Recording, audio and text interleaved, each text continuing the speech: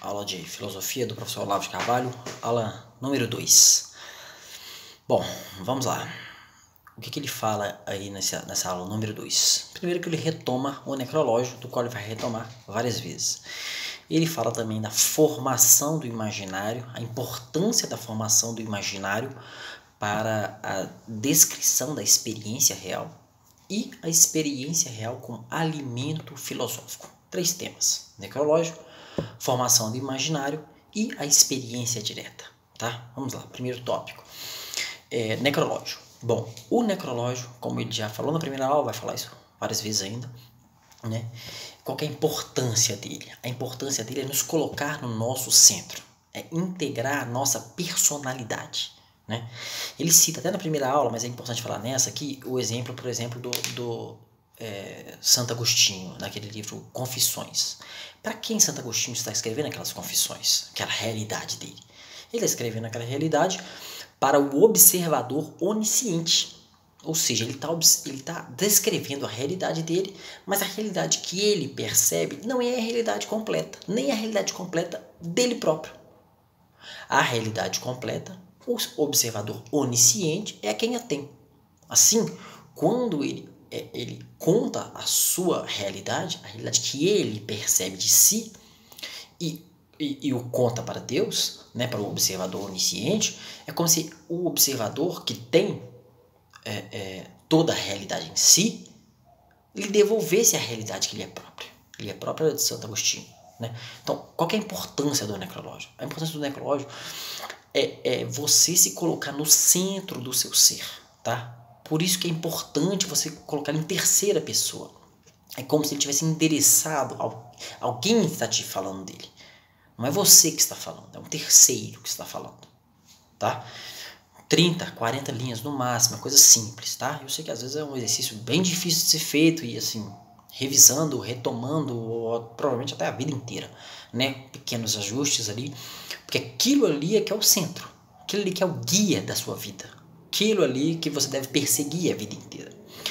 E ele dá algum exemplo, o exemplo do Viktor Frankl, né? Que é o filósofo famoso aí, o Ítalo Marcilli vive falando dele, que é a pessoa que, assim, foi convidada, né, ele vivia na época do nazismo, né, foi convidado para lecionar numa universidade americana, e o que ele queria era lecionar lá, mas ele tinha os pais muito velhos, e não queria deixá-los para trás, naturalmente. Então ele foi na mesquita, ele era judeu, foi na mesquita, a mesquita parece que estava destruída e tal, e no chão o que tinha? Primeiro caído lá, uma pedra, alguma coisa assim, escrito honrar pai e mãe.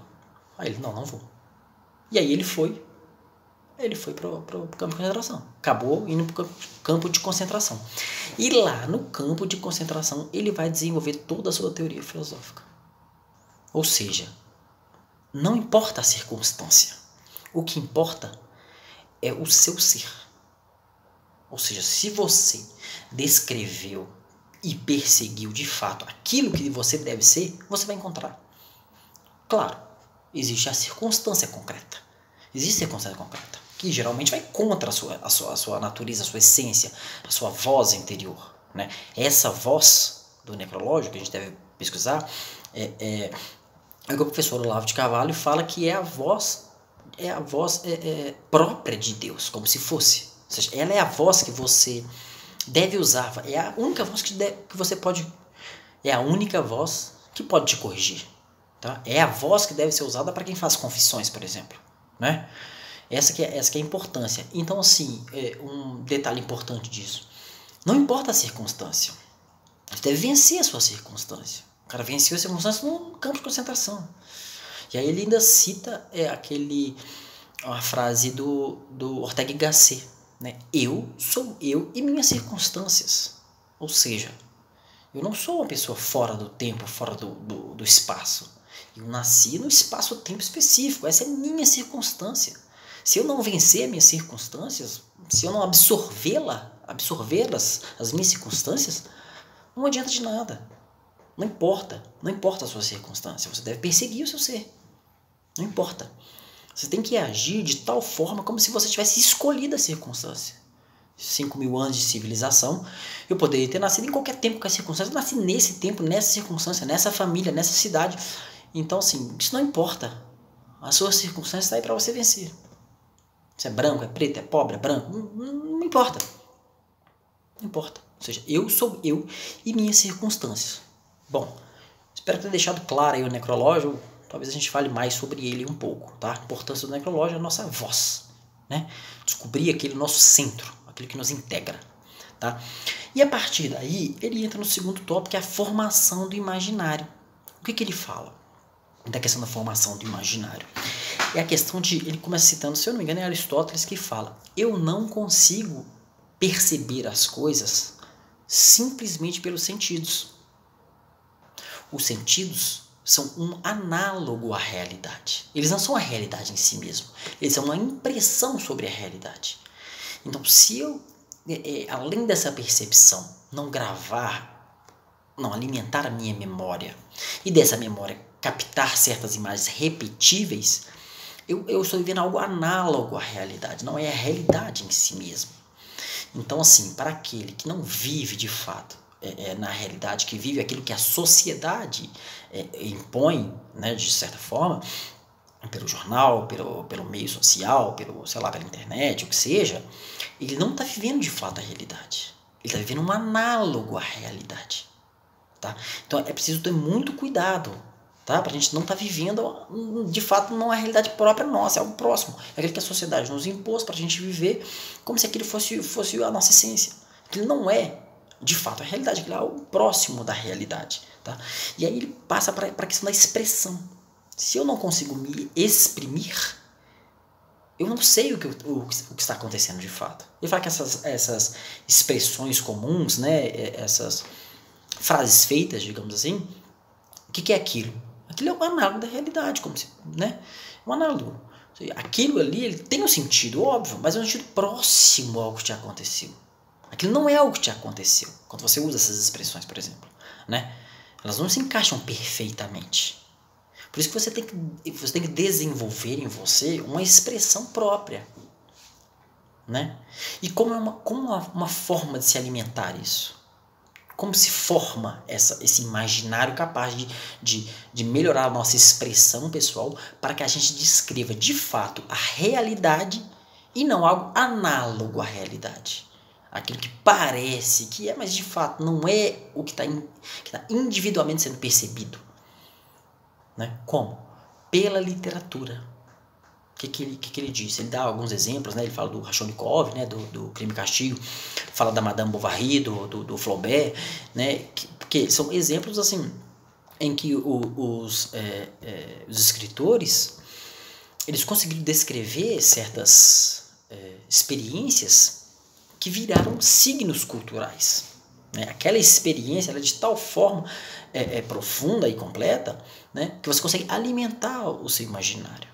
Então, assim, se você está lendo muita literatura de qualidade, naturalmente, né, ele até faz, não vou entrar nessa, mas ele até faz uma parte da literatura moderna brasileira, que inclusive o português já não descreve sequer a realidade, né, as palavras fugiram da realidade, a literatura está caída e tudo mais, não vou entrar nessa, né, mas assim, se você absorver os grandes exemplos da literatura, o que acontece? Você tem em si experiências não suas, mas que te auxiliam a descrever a sua própria.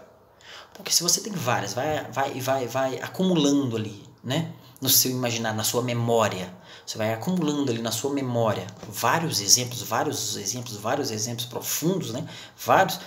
Você, na sua experiência real, consegue combinar um alimento aqui, um alimento ali e tal, combinar de tal forma que você consiga exprimir de fato a sua realidade.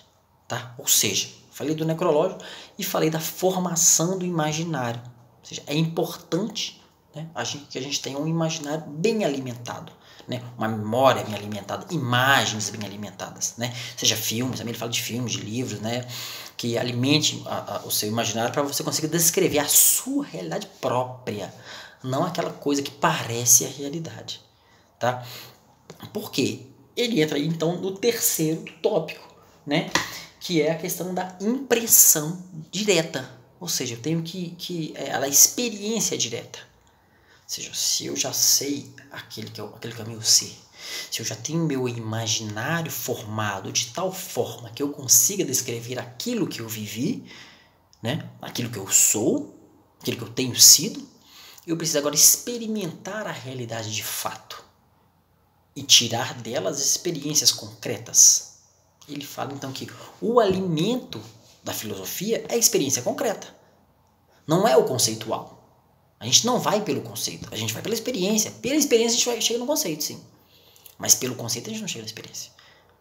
Tá? Então o importante aqui nesse momento é assim, é a gente conseguir perceber a realidade mesma, né, a realidade própria, aquela individual, e não só isso, conseguir descrevê-la. Por isso que lá no primeiro vídeo ele já fala da questão do latim, como que o latim auxilia nessa percepção e nessa descrição da realidade. Né?